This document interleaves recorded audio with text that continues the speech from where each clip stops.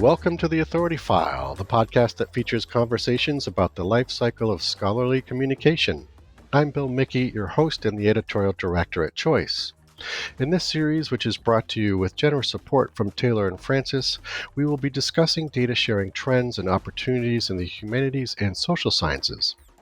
When we think about research data sharing, we often default to the STEM disciplines. Frankly, so do the humanists to a degree. But that's why we're here, because there are actually many opportunities for the HSS disciplines to cross-pollinate with data sharing techniques. Funders, as they do for the sciences, are encouraging HSS researchers to share data, and publishers like Taylor and Francis are exploring ways to develop policies around data sharing practices as well. And libraries, with the research data services they provide for the sciences, are already well positioned to support these workflows for the humanities. Joining me to discuss this in a 4-episode series are Dr. Rebecca Taylor Grant, Head of Open Data Initiatives at Taylor & Francis, and Dr. Emily Farrell, Global Commercial Director, Open Research, also at Taylor & Francis. In this 3rd episode of our series, we talk about how specific policies that govern data sharing are being developed and the resources that are being made available to researchers to encourage them to join in on the open data environment.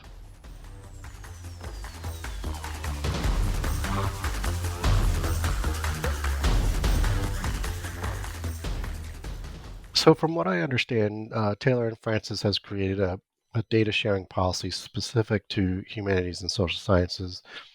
Rebecca, could you talk about the process of creating this policy? Why was it important to have it, and one that is different from STEM? I think we've talked a bit already about the kind of challenges of communicating this policy in the humanities and social sciences, especially when you're basing your language on what is appropriate for STEM. Mm-hmm. So we have a number of journals at Taylor and Francis with very stringent open data sharing policies, including those that cover humanities and social sciences. So Routledge Open Research would be an example of one of those.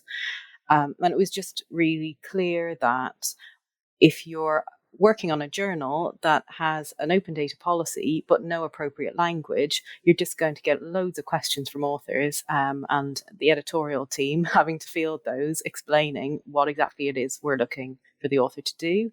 So it just became clear that we needed to do some work on this and to create something a bit more appropriate. Mm-hmm. What was interesting about starting that process is that we didn't really have a model to work from.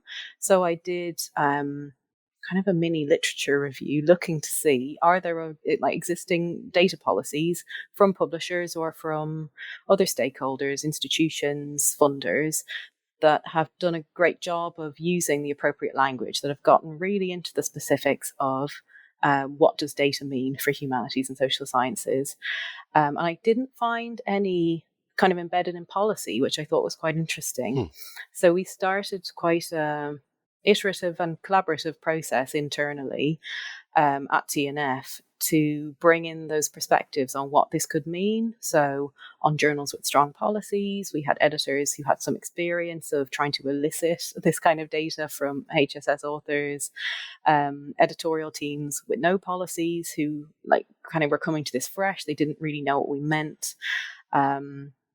Just kind of workshopping it, trying to figure out what exactly we were trying to get to and how we could break this policy up into those kind of specific sections that would resonate with the different communities. So we actually ended up with a 3-part policy where the first bit was about authors who've created a new data set, and maybe that'll be a bit easier for them to identify what it is we're asking for. We have a second group who've maybe reused something. So that could be like a census data set, for example, and then a third set who are maybe the humanities researchers who have used something that isn't traditionally thought of as data. So that's where we were kind of getting to think through, what did you use? What was your source?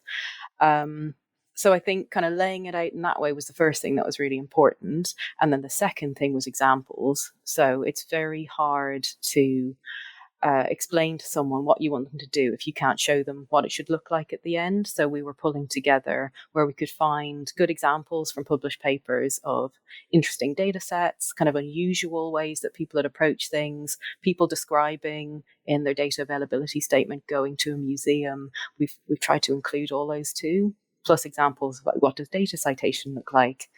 And I think overall our main aim, I guess, was language. So just communicating this clearly and in the language that would resonate with this community. So it was interesting to do this, having not really found any examples of it being done before. So I did write a very nerdy academic paper about the process of doing that. So I hope it would act as a model, and we really wanted the community to kind of give us feedback and say, like, did this work for you? Did we miss something? Excellent. So you did I think you did a sort of exploratory survey in 2022 with researchers to help with this work, right, Rebecca? Any more plans to do that, or? Yeah, so this was kind of a project that was happening in parallel, and it was via the STM Association. So that survey was bringing together, I think we had 8 publishers in the end, all publishing in the humanities and social sciences. And we'd all been talking about this issue of how do we communicate better with our authors and how do we encourage more data sharing.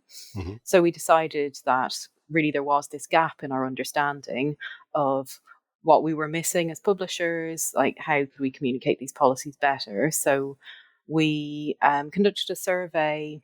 It was in spring of 2022. We publicized it via our Twitters and email lists and so on. And we got over 400 responses from humanities researchers, which I think was pretty good. It was more than we thought we might get. Yeah. And we were really trying to explore or maybe challenge some of our assumptions about what we thought these researchers needed from us. So obviously, this was kind of a self-selecting group of people who decided to respond. We had advertised a survey about humanities data sharing, and we probably mainly got people who understood what that meant. Mm-hmm. But I think the results were quite heartening, I suppose, from our perspective. So we asked them things like, does the term data resonate with you? Do you think it's applicable to your research? And it was more than 80% who said that that was true some of the time. So not all of the time, but they did recognize the term was applicable to them. And then we had a really high proportion saying that regardless of the terminology, it's important to share. So whatever you call these sources or data or resources, 89% thought it was important that you share that with your peers. Oh, wow. We also got some insights into how these humanities researchers were sharing. So they reported to us that more than 3/4 were sharing by email, which I think from a best practice perspective is not great. Like, we wouldn't advise that that's the best data sharing method. We'd rather our authors used a data repository. Why is that? Can I ask? Sure. So if an author can use it or a researcher can use a data repository if they have the right permissions and it's their data that they're trying to share, it means that that data is accessible. So it's accessible to anyone in the world who wants it without having to ask. There's actually some really interesting research around what happens if you only commit to sharing data on request. And there are quite significant biases in which requests get responded to, which regions have better success when they ask for data versus others. So, like, I think having it openly available and preserved for kind of long-term access is much preferable. Right. But that's also to say, I mean, just in terms of that, and it's really interesting, I think that issue of bias around sharing if it's done on a more sort of personal connection. But there are also ways that where researchers have sensitive data sets, they're able to set restriction on what can be accessed. So I know that when I was in the linguistics department at the University of Sydney, there was an initiative called Paradisec that brought together, it was sort of acted as a secure repository for data sets for people that were doing research on specific languages, and particularly where certain sorts of language materials that have been gathered were sensitive, that couldn't be shared more broadly. So you can sort of make sure that the person that's accessing the research, like that there are certain permissions set if you do have sensitive data, which I think some researchers are concerned about and aren't always aware that that's possible. Mm-hmm. Yeah, I think one of the challenges that maybe isn't so apparent is how difficult it is to convey this information about like all of the nuance of data sharing, whether in humanities or social sciences, in a format that isn't overwhelming. So there's hundreds of pages of guidance out there for data sharing in HSS. We have to balance it with kind of an understanding of what an author is going to read before they submit to a journal. So there's all kinds of guidance that you need to take on board before you submit your manuscript, and lots of it has nothing to do with data sharing. So we're trying to think of ways that we can make this digestible, but that if you need more information, you could find that as well, because there are so many different challenges depending on what type of research you've done. Mm-hmm. I think that speaks really nicely to the fact that we can do a lot on the publisher side with all of the parts that Rebecca's talked about with guidelines and policies, but we can't do this on our own, and that it really does have to come from the incredible support that we know that librarians can provide, that we know that researchers, especially senior researchers who are bringing up grad students and sort of providing that guidance to them. I mean, that it all has to be sort of done in concert. Mm-hmm. Emily, are there or have there been resources made available to researchers to encourage them to participate in sort of the data sharing? I think that, I guess, beyond the sort of things that Rebecca's already spoken about, the guidelines that have been developed and the policies for the sort of researchers that are interested that can read. I think that, the other direction that we've started to look in is the ways that we talk to our institutional and library partners about how we take those policies and guidelines and sort of share them through those relationships to kind of amplify them through what the library is doing.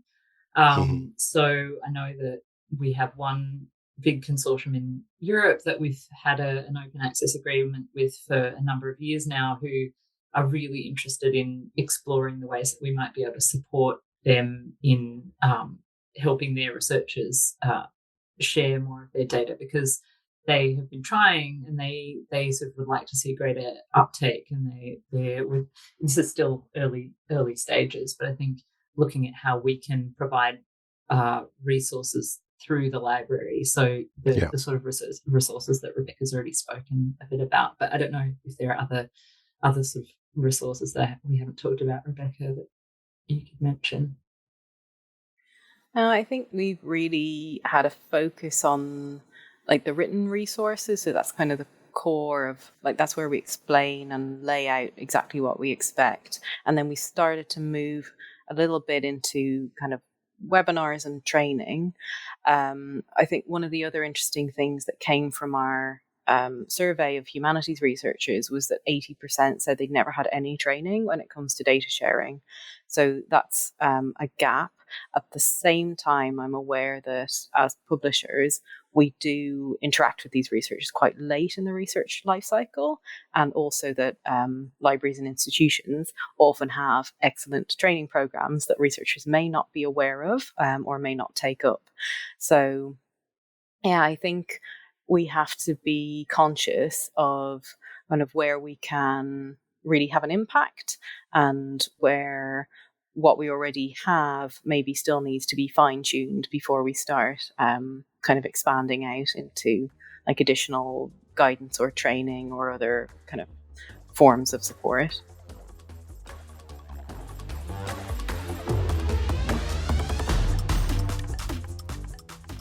You just heard from Dr. Rebecca Taylor Grant, Head of Open Data Initiatives at Taylor & Francis, and Dr. Emily Farrell, Global Commercial Director, Open Research, also at Taylor & Francis. Join us next week when we discuss the library's role in data sharing policies and specific areas where they can be most helpful. This episode was brought to you with generous support from Taylor and Francis. As always, underwriting opportunities for the Authority File podcast are directed by Choice's advertising director, Pam Marino, and all of our episodes are produced and edited by Choice's digital media producer, Sabrina Kofer, with support from digital media assistant Ashley Roy. That's all for this week. Thanks for joining us.